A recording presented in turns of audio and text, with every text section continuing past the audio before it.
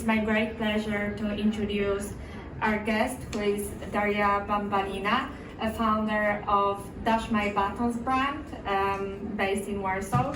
Daria graduated from Polimoda University in Florence, in Italy, where she got master in fashion and luxury brand management. She worked for amazing brands such as Alexander McQueen, Monnalisa, and Gosia Baczyńska, among others, until she launched her own brand, Dash My Buttons. Mm-hmm. So hi Daria, it's a pleasure to have you here. Nice to meet you. Say to everybody. I'm telling that I have a bad eyesight, so I'm not seeing you all very good, but I'm hearing. So that's a good way. Great. So I wanted to ask you about the Dash My Buttons name. Like, okay. It's interesting name, and I read something about it, and it's why this choice of words? Like, what is the story behind that? Well, the launching of the brand was some kind of what I was not supposed to do at all. And the first products that I was making, we made together with my brother. So actually the point was that I couldn't find a good t-shirt. Like everywhere where I was going, there were like t-shirts, white or too long or something else. Or other brands which were producing the t-shirts, like Gucci or something, they cost like a lot of money. And I was thinking, okay, maybe I can find a good t-shirt for myself, like a white one. And I was always like curling the sleeves here. And my brother, he's actually a filmmaker, but he draws in a very good way. And he had the moleskin where he was drawing some kind of sketches. And I saw them there, and then I suddenly found a good t-shirt, like in the shop. And I thought, okay, maybe we could do them for ourselves, like a white t-shirt with a small sketch here. So we made the first t-shirts for ourselves, for my brother and for me, and just posted some pictures to Instagram. And then I started to receive a lot of questions, like, where did you buy it? And I was like, no, I didn't buy them, I actually made them, and that's all. And they're like, good. First, my friends started to write to me, like, where could you do them for me? And I was like, okay, no problem. Like, after some kind of messages. And then they started to post them into internet, into Instagram, and then people whom I didn't know started to write to me like, can we buy them from you? And I was like, interesting, maybe we could do something out of this. And then that was the moment when I thought, okay, maybe we could make a small production. So I invested €100 in 10 or I don't remember, 8 or 10 t-shirts, and with this sketch. And then I thought, okay, I should find out the name, because 8 t-shirts could not be the brand, but there should be some kind of a name for the Instagram for which I could find out. And I was like, okay, which name could I make? It was like 5 minutes decision. I opened the vocabulary, because my name is Daria, but I'm originally from Belarus, and as you have here in Poland, for example, Alexandra, Ola, we have the same stuff. So Daria is Dasha. And I was like, okay, maybe something connected to Dasha, but what? And I was like, okay. And then I found something like Dash My Buttons. In old English, it means like... You cannot say it. Yeah. Actually, this is not something good. Like, I can't say it. I mean, you can, but people will like... there's no media, you can say it. I mean, only adults here. That's what I guess. Like, something like off. And the second thing was that we were making these t-shirts, and there were no buttons on them. And I was like, dash my buttons, like, dash the buttons from a t-shirt. And the third thing was that my name was Dasha, and so everything was connected. At the same point, I was like, okay, we should find out something like, and my brother, he made the logo also in 2 minutes after I told him the name. We made the package for every t-shirt. We're making this kind of pink package with a with a sticker, the circle sticker on it with the name, and this is how we found out the name. Yeah, Dash My but Buttons. it's super interesting. Like I'm wondering, like I receive a pack with the pink paper, and there is this sticker Dash My Buttons, and I'm like, should I be offended or not? But it's interesting because you use different slogans for your t-shirts and for your products, and some of the examples include too broke for Vuitton. Yeah. And there are also different, slogans. Yeah, this is what we started from, actually. Yeah. So I was wondering, like, what was the purpose behind using the well-known names of prestigious brands and combining that with some, with some bad words, maybe like.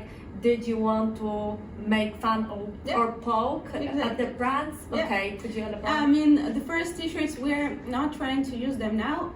In another way, this was the first product with which we were known on the market. We took the famous brands like Gucci or Balenciaga or something else and just made fun of it. Because the t-shirts of Gucci, as I told, cost like 500 euro, and this is a t-shirt. So we just made the t-shirt with with their logo, but not their logo. It was like a child draw on the paper, and we wrote on the t-shirt because real Gucci t-shirt was expensive as fuck. So I mean, we were made fun of fashion, because fashion is actually for us was some kind of a game. So we made something like Too Pretty for Balenciaga or something like this, and we were in this kind of because we also were thinking about this legal point of it, and we found out that this could be the part of contemporary art. So we were not selling you the Gucci t-shirt, but we were like making fun of it.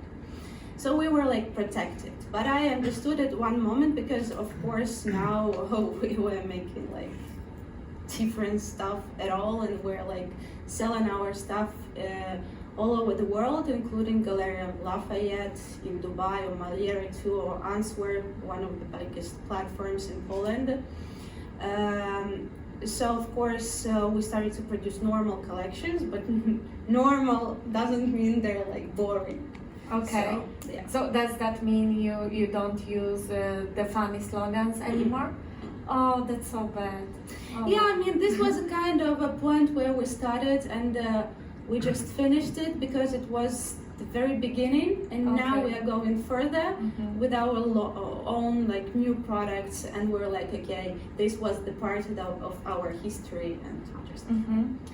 Okay, so I wanted to take a step back and come back to the beginning of your career, because you studied in Florence at Polimoda, and I wanted to ask you about your motivation behind that. Yeah. Did you want to work for international brands such as Alexander McQueen that you worked for later, or you thought maybe one day I can be like a designer? I know you in our pre-interview you mentioned that you are not like per se a designer, but still, like, what was your motivation? I mean, I was never thinking of becoming a designer. I can't draw.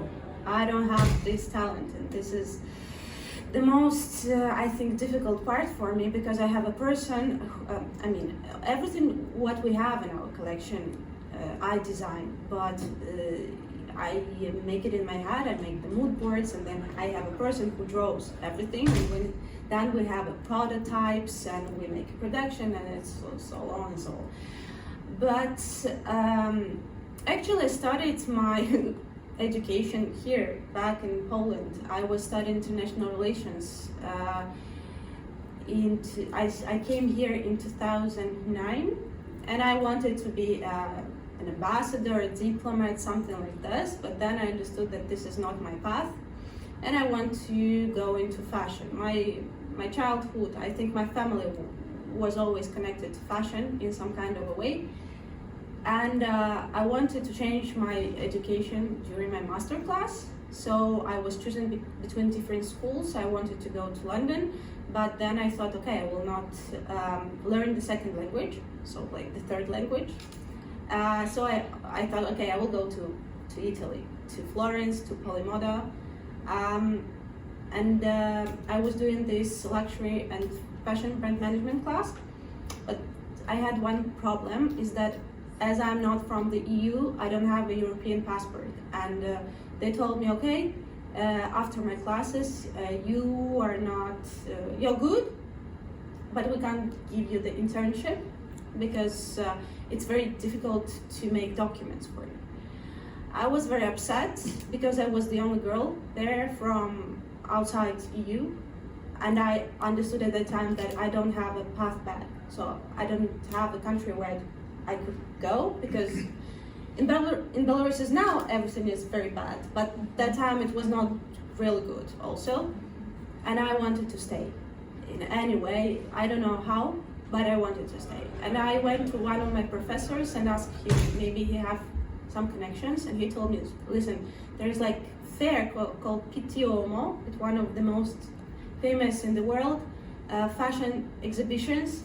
So there is a company which is searching for an intern there. So could you go there and work, to help something? So I started my internship like there for 7 days. At the same time, I was making my project for Alexander McQueen brand during my classes.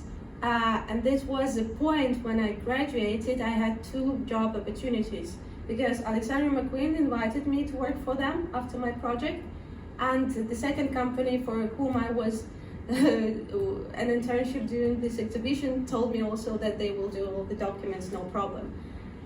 And I was so happy because it was okay. So I started, of course, from Alexander McQueen.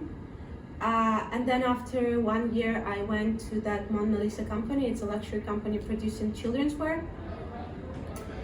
But living in Italy is not everywhere. Like, there was a kind of, not a problem. When you live in Italy, especially not in Milan, but in Florence, and working in Arezzo, which is a small city, it's kind of boring, and there is no such kind of life as it's going back here, for example, in Warsaw. When I came here in 2009, it was boring here. But when I came for a business trip in 2013 and I saw how Warsaw started to grow, what is happening here, I was like, wow, I want to be back. And it was a point when I was thinking, okay, should I prolong my career in Italy? Because everything is good, everything is fine.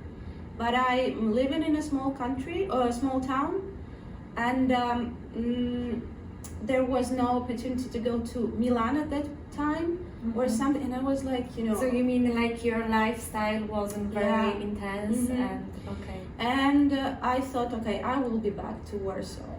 So I went back to Warsaw, and it was also a little bit difficult because I was thinking that, okay, I'm going here, I have 3 languages, I have a good background, and so on and so on. But fashion sphere in Warsaw is very closed. Like, if you don't know people, you're not there. So how did you break in? So for the past 9 months, I was just searching for something. I didn't know anybody here. So you didn't work? No. You weren't? No. Okay. And I had this kind of a very upset mood because I was like, why did I, all these questions. Like, maybe you graduated from this great and it school, was terrible. And it was terrible, and I was like, maybe I should go back, or I thought it will be easier, and it's not. And it was difficult time of my life. And then finally I was invited to this interview, and I was talking to her, the owner of this brand. She invited me to work for her. And I was doing this international marketing, all this international communication. But at that time, we started to do the t-shirts with my brother. So it was the same moment. But at some point, I started to get twice more money. So I just left. I found a showroom, 18 meters, on Spitalna Street, if you know this old French building, Zadel. So I rented this, and the only money, it was like 2000 Socha at that time, renting this small room, and I was so happy. I didn't have money, I didn't have anything, but I was in this small room sitting with my 50 t-shirts and thinking, what should I do next? Because this you, all you gonna call happen. you call it a showroom. I That's call it a enough. showroom, Yeah. in the center of Warsaw. I was like, yeah, I have it. The only money I had is to pay for the rent. The money which I had, this was kind of a not problem, but at the time I was living with my boyfriend, so I was like, okay, I'm safe at this moment. I can pay for my rent and do my t-shirts. But I understood that it's not going to be like this. I should promote. So one of the most, I can say, strongest instruments from the very beginning of my career was the communication with bloggers and Instagram. And the first push I got from there. So it happens that I still do this. So I'm writing to different celebrities through direct messages on Instagram, and they just like my products.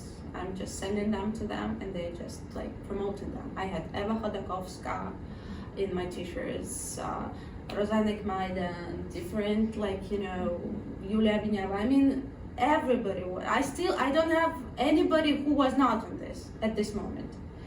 And at that moment, there was a big blogger. She had like 500,000 followers, and I wrote to her, and she told me, "Wow, I like your t-shirts.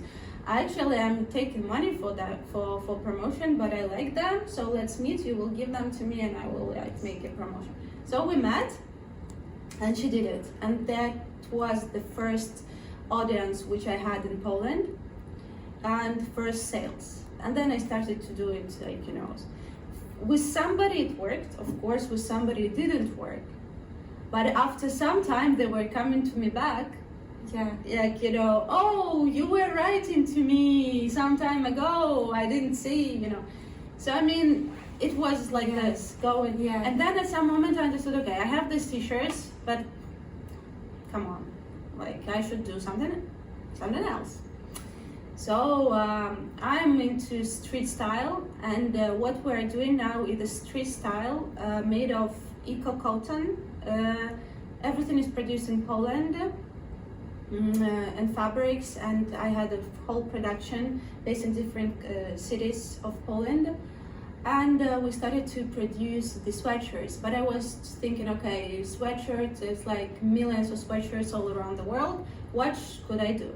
So I made a sweatshirt. It's called Hard Candy, and we have cut out on the back, and puff sleeves, and it became a bestseller and must-have, and it's still for the past 3.5 years. And with these products, we just conquered all these galleries, Lafayette, Moliera. We just came there with this, and we have a very good quality. We have some specific features in the products that everybody have, because everybody have t-shirts, and everybody have sweatshirts and sweatpants and so on. But we just take these fabrics and make, for example, evening dresses out of this.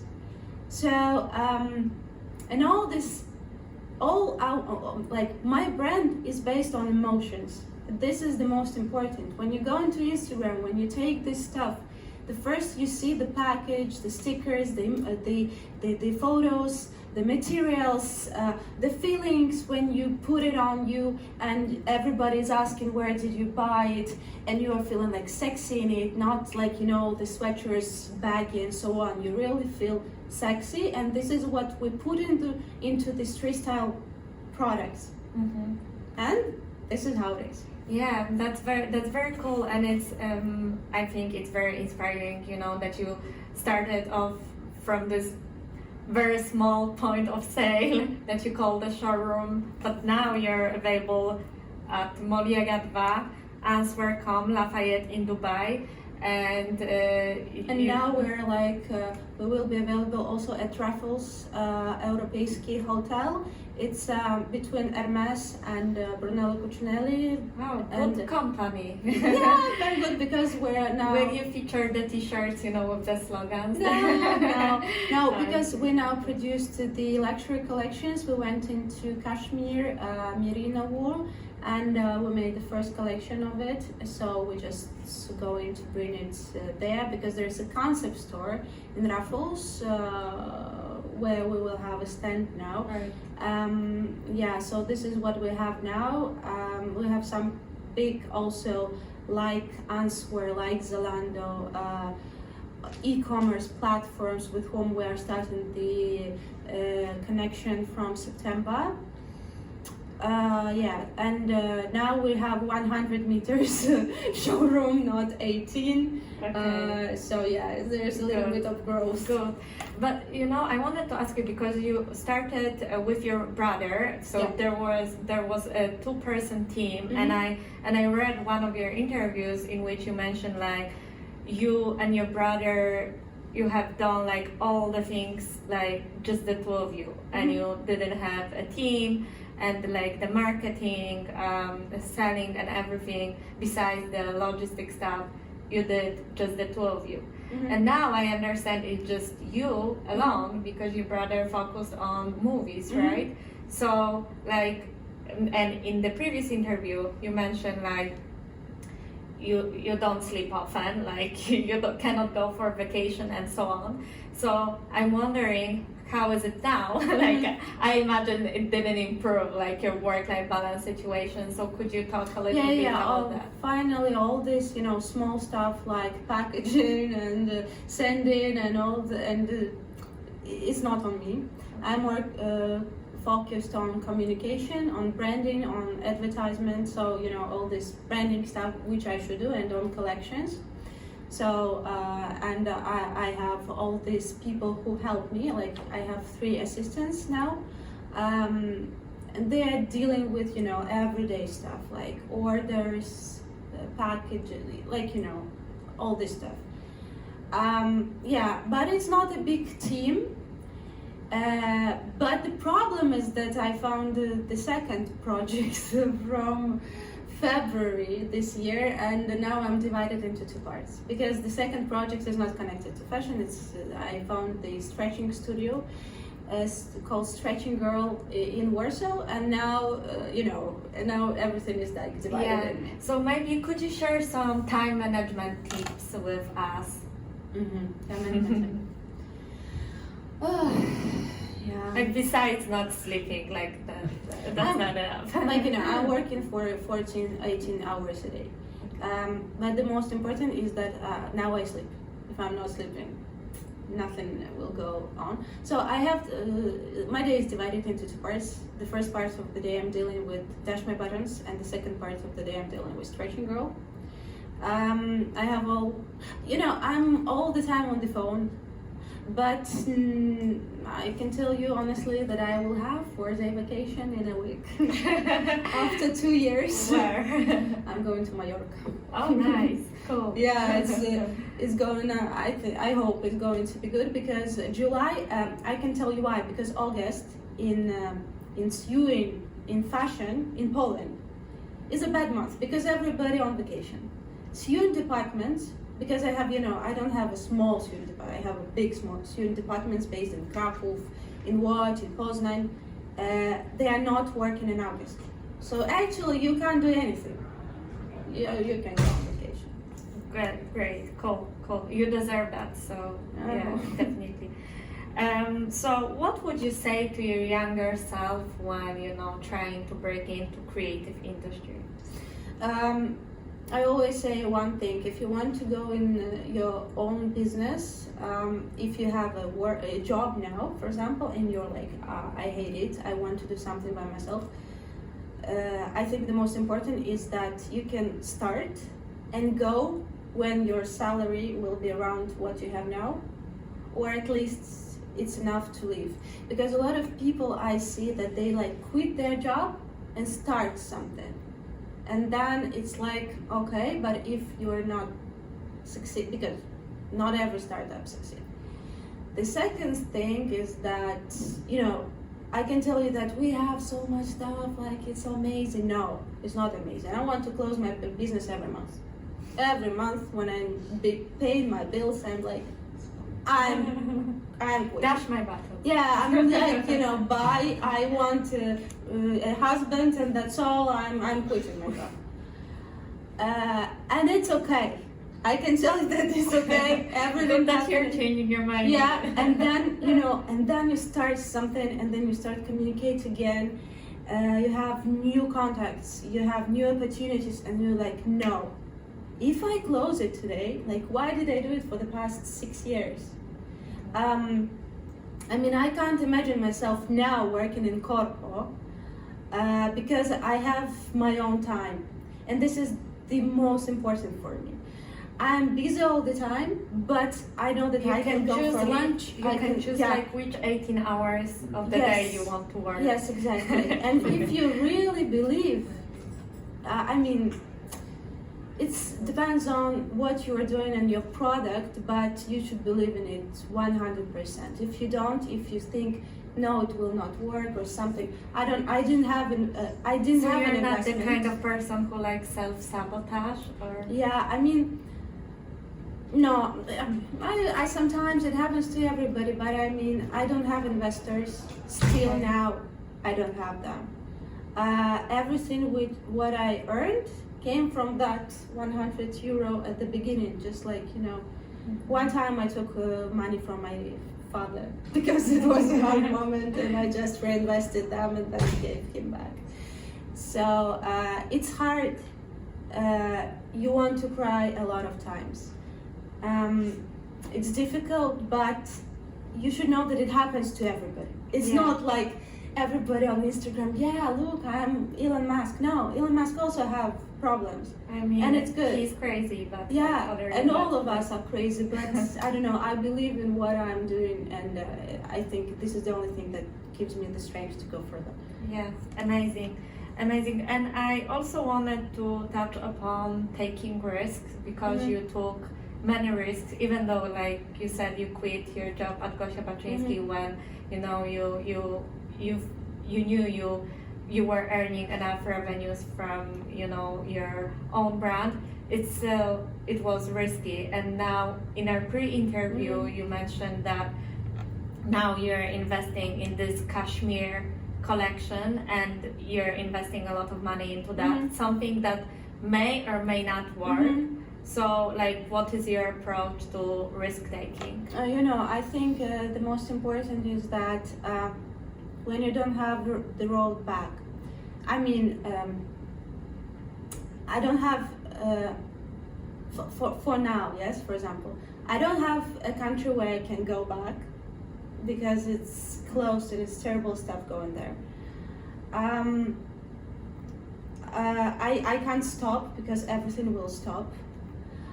Actually, I know that not many people can help me with what I'm doing. So if I'm not gonna do this in a good way, if I'm not gonna analyze what I'm doing, and if I will not do it the best way I can, I will just, I will not survive.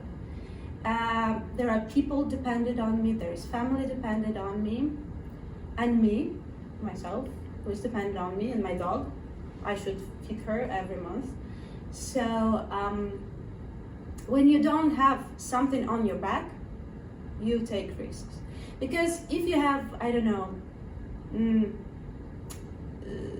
something on which you can rely, this is it sounds a little bit counterintuitive. Like I would think, like, if I had like this safe heaven, like place to go to in case of something bad happens, then I would maybe take more bold moves.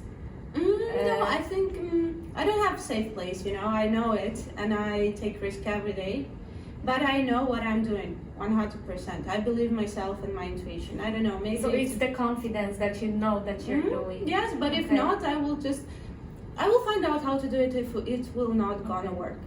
And for example, yeah, we are doing these cashmere things now, but I know that there's like not that many stuff there. So I know in my head what could happen if it's not gonna be sold.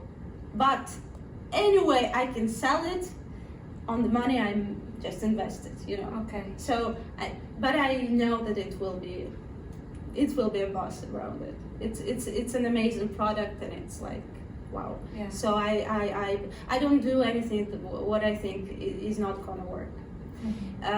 Yeah, and this is why, yeah, it's like this. What would you say is your biggest accomplishment so far? I think that's that I'm a girl, and I'm showing that the girl should not only be with behind her, I don't know, father or husband. The girl should not be could be strong, could do her work, and could do it in a good way. And also, I think my accomplishment is that I'm invited to be a professor at the university from October. So I'm gonna have my students. Which university? In the Palace of Culture, so in the city. Collegium Civitas? Yeah. Okay. Yeah. Because you will teach fashion or something? Yeah, fashion branding and marketing from October this year, and I will have my students. Because I have 2 master degrees, so one in fashion and the second one in sociology. I graduated there, and after I graduated there, they invited me to stay there to work. The level of education in fashion in Poland is very low. Unfortunately, there are not that many schools, and a lot of people are amateurs in this sphere. So we were talking about that.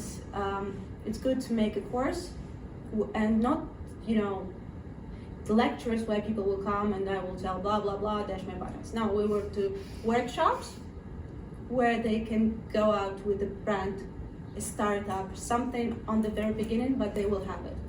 And this is, for me, is, you know, like a cherry on the pie, what I could do now. Yeah, amazing. Okay, thank you so much for the inspiring discussion. And if you have any questions, now is a good time. Anyone? So many hands, so many hands. I've got one. How, like, when you start, because you started your business in Poland, right? What happened next? How did you go international? How was that story? Oh, okay, no problem. As I told you, I was first communicated with bloggers. So I started to grow my Instagram platform, and then I just started to write emails everywhere from my still _mybuttons@gmail.com. I don't know how to do it in another way. I wrote to, and it's a very good question, because I started to work at Moliera in April last year at the beginning of pandemic. It was the best time. Yeah. I wrote to them like, hi, I have a brand, and they were like, yeah, we like it. We want to sign a contract with you and to start selling. So we tried, and it was, because, you know, at that time everybody was sitting at home, and all these sweatshirts, t-shirts were on the top. We had like very high sales at that time. Wow. And they were amazed. And now we have a contract for our first pop-up store at Moliera 2 next year, but we have it. And for example, with Daria Lafayette, Answer.com, they wrote to us. So the manager who wrote to me, he told me that he saw the sweatshirts on his friend, and he liked it, and he wrote to us. It was December, like this year, 2020, and with Daria Lafayette, how it happened. It's a very funny story. I found the contact on the internet of a buyer from them, and I wrote to her on LinkedIn, and she wrote me back, hi, yeah, I like your collection, could you send me the lookbooks? So I sent her the lookbooks, and they were like, good, we want to collaborate. But as you're a new brand, we would like to collaborate on DDP, which means that I should deliver the product to them, and if it's good, they will keep it, and blah blah blah. So they didn't know my product. They didn't know anybody about me. I sent my first package in February, and they made a small stand in front of the doors in Dubai Mall, and they wrote to me in 2 weeks, like, Daria, we have 46% of sales and we're very happy, could you send the second package? I was like, okay, so we sent the second package. And when everybody see that, okay, you're collaborating with this one, with this one, with this one, they start So to you're write to using you. that, like, Yes, if of when course. you write into a new buyer, I write to like you everybody. write, oh, I'm already available. I'm at not, this, and- I'm not scared to write to anybody in this world. I think if I need to write to, I Elon don't know. Musk. Yeah, no, for him, I think I added him on LinkedIn, but he didn't accept. But, it's not a problem. So, like, wait. Yeah, I mean, I have my chance, why not? If no, he will not respond. If yes, they will respond to me. It's important to write an email in a good way, linked to some kind of lookbooks or something, and if it's good, then it's good. I mean, this is how I did it from the very beginning. Cool. And everybody asked me, how do you write to Eva Chodakowska on Instagram? I just wrote to her. She didn't find out my message. And then under the last photo of her, I wrote on the comments, we sent you the direct message. And she checked it and told me, great, I'm there and there, can you bring me the package? That's all. I mean, nothing special. Yeah. Yeah, this is how it works. I don't have any kind of connections to do it through somebody. Like, who is your, like, top celebrity that you would like to see your clothes on? I mean, your brand clothes. My brand? I don't know. Actually, I will never think about it. Okay. Yeah. I have one question. Yes. What do you most want your students to take away from the class that you're running, beyond, let's say, like marketing knowledge or branding knowledge? How do you want to inspire them, and what do you want them to take away from that class? I mean, first is that to show them that, to show them that if I did it, you can do it also. I mean, I had the same thing. Okay, I had the education at Italy, but education sometimes doesn't mean anything, and I had an experience. This is important. But today a lot of people, because sometimes I'm doing consultancy and brands are coming to me and they're like, we don't know how to do this, we don't know how to do that. I mean, don't do it. No point. Because some people write to me like, can you please give me the contacts of the sewing departments, of the fabrics? I mean, I found everything on Google. I just asked them to send me the prototypes of the fabrics. I did the same stuff, I didn't do something special. But if you don't want to do this, no point. So I want to show them that first, to give the knowledge about how the brand could be built in a little bit another way. Then you are always studying at the university, like people, promotion, price, this piece. First to look what products do they want to sell, for example, if they have an idea, and to develop this idea into something, to help them to develop it, because I think this is the most important.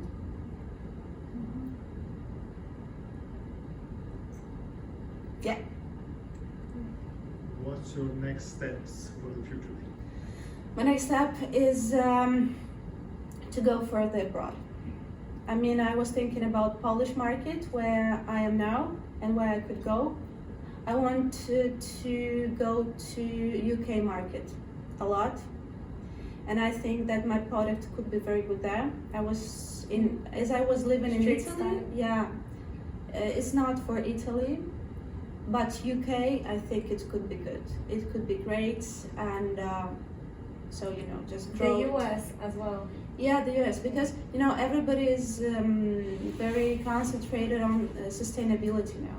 And for example, as we are dealing with eco fabrics, but we're also dealing with eco package, and this is what I'm so proud of, because I found the package made of potato peel.